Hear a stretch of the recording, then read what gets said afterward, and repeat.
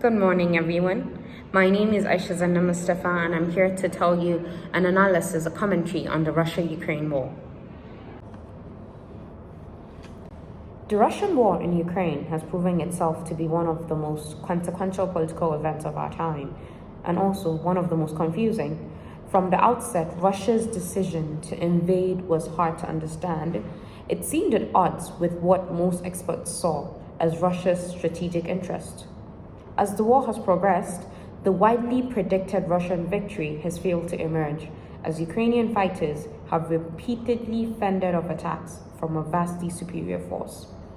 Around the world, from Washington to Berlin, global powers have reacted in striking and even historically unprecedented fashion. What follows is an attempt to make sense of all this, to tackle the biggest questions everyone is asking about the war. This is a comprehensive understanding of what is happening in Ukraine and why it matters. My first question I know that is going around in people's heads and in my head is, why did Russia invade Ukraine? In a televised speech announcing Russia's special military operation in Ukraine on February 24th, the Russian President Vladimir Putin said the invasion was designed to stop a genocide perpetrated by the Kiev regime, and ultimately to achieve the demilitarization and denazification of Ukraine. Though the claims of genocide and Nazi rule in Kiev were transparently false, the rhetoric revealed Putin's maximalist war aims, regime change, denazification, and elimination of the Ukraine status as a sovereign state outside of Russian control. Why he would want to do this is a more complex story, one that emerges out of the very long arc of Russian-Ukrainian relations. Ukraine and Russia have significant, deep and long-standing cultural and historical ties. Both date their political origins back to the 9th century Slavic kingdom of Kievan-Rus. But these ties do not make them historically identical. As Putin has repeatedly claimed in his public rhetoric, since the rise of the modern Ukrainian national movement in the mid to late 19th century, Russian rule in Ukraine in both the Tsarist and Soviet period increasingly came to resemble that of an imperial power governing an unwilling colony. Russian imperial rule ended in 1991, when 92% of Ukrainians voted in a national referendum to secede from the decaying Soviet Union. Almost immediately afterwards, political scientists and regional experts began warning that the Russian-Ukrainian border would be a flashpoint, predicting that internal divides between the more pro-European population of Western Ukraine and relatively more pro-Russian East contested theory like the Crimean Peninsula and Russian desire to re-establish control over its wayward vassal could all lead to conflict between the new neighbors. It took about 20 years for these predictions to be proven right. In late 2013, Ukrainians took to the street to protest the authoritarian and pro-Russian tilt of incumbent President Viktor Yanukovych, forcing his resignation on February 22nd, 2014. 5 days later, the Russian military swiftly seized control of Crimea and declared it Russian territory. A brazenly illegal move of Crimeans nonetheless seemed to welcome. Pro-Russian protests in Russian-speaking eastern Ukraine gave way to a violent rebellion, once stoked and armed by the Kremlin and backed by disguised Russian troops. Why Putin decided that merely seizing part of Ukraine was no longer enough remains a matter of significant debate among experts. One theory, advanced by Russian journalist Mikhail Zygar, is that pandemic-induced isolation drove him to an extreme ideological place. But while the immediate cause of Putin's shift on Ukraine is not clear, the nature of that shift is his long-term belief in the urgency of restoring Russia's greatness, cradled into a new imperial desire to bring Ukraine back under Russian direct control. And in Russia, where Putin rules basically unchecked, that meant a full-scale war. The big question is, the second question, who is winning the war? On paper, Russia's military vastly outstrips Ukraine's. Russia spends over 10 times as much on defense annually as Ukraine. The Russian military has a little under 3 times as much artillery as Ukraine and roughly 10 times as many fixed-wing aircraft.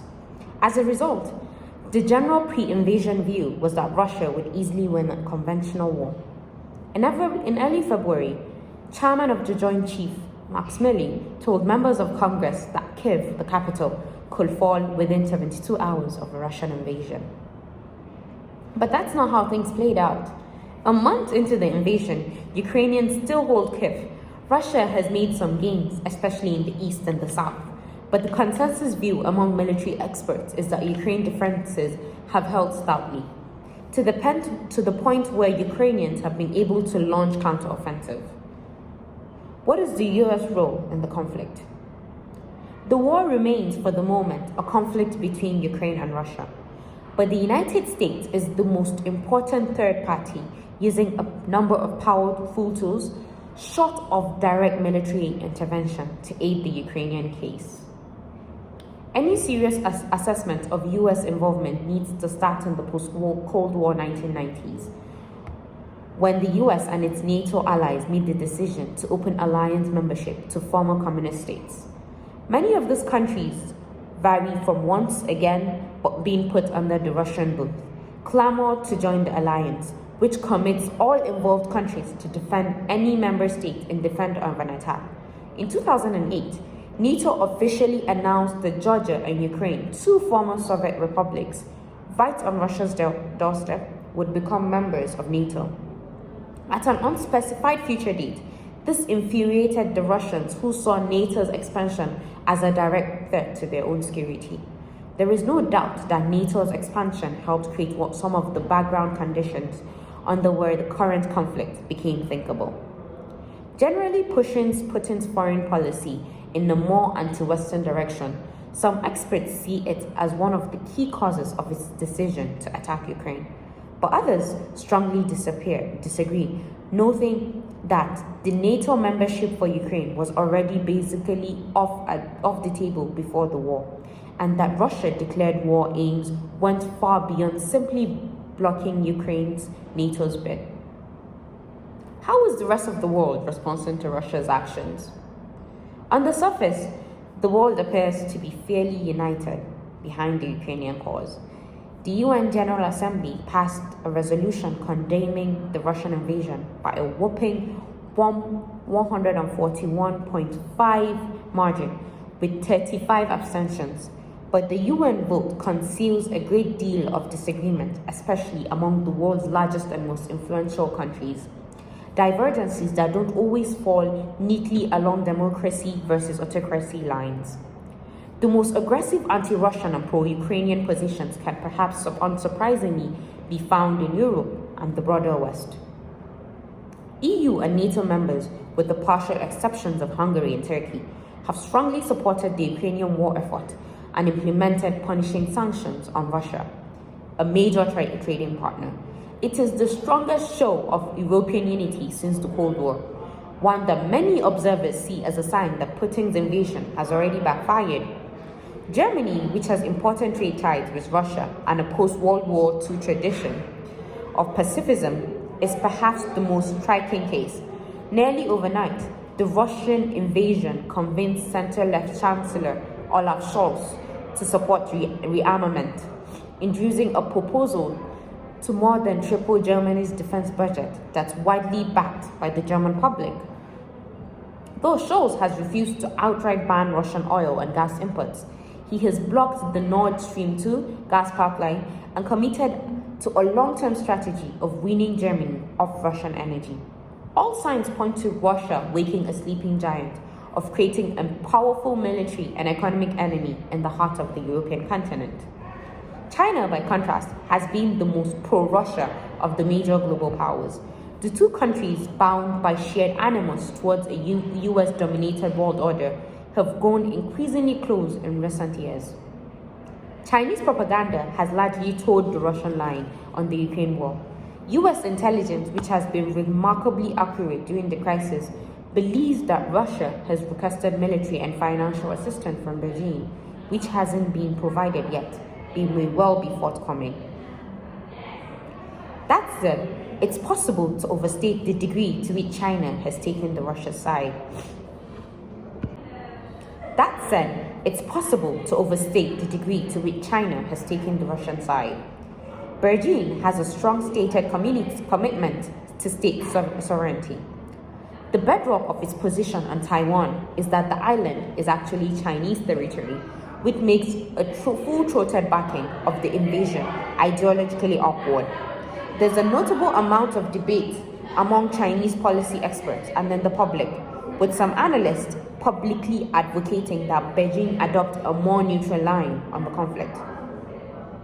Wars do not typically end with the total defeat of one side or the other. More commonly, there's some kind of negotiated settlement, either a ceasefire or more permanent peace treaty, where the two sides agree to stop fighting under a set of mutually agreeable terms. Is it possible that the Ukraine conflict turns out to be an exception, that Russian morale collapses completely, leading to utter battlefield defeat, or that Russia inflicts so much pain that Kiev collapses? But most analysts believe that neither of these is especially likely given the way the war has played out to date. Thank you.